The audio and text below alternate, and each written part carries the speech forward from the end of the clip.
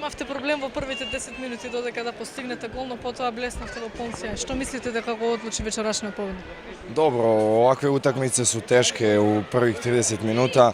Mučili smo se iskreno sa ekipom Tatrana koji su u prvom poluvremenu odigrali fenomenalno, pre svega u njihovoj odbrani i pravili nam probleme u napadu. Međutim, u drugom poluvremenu smo smogli snage, rešili njihovu odbranu i na kraju pobedili. Кузмановски се здоби со скршеница на овој надпревар. Колку е силен овој удар за Металург? Pa te naše povrede nas vuku već od početka sezone. Prvo Dragaš, ko su već tu skoro, svi koji su došli, svi su povređeni, sad i Kuzmanovski. Ja mislim da je u ovom trenutku to hendikep za nas, pošto je on igrač, glavni igrač u napadu. Ви следува тежок надпревар против Лариоха. Што може да очекуваме од Металург на тој надпревар?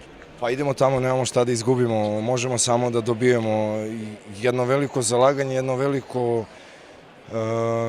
jedno veliko zalaganje pre svega na utakmici. Ja mislim bez tenzije, bez bilo čega, ja mislim da možemo da dobijemo. Hvala.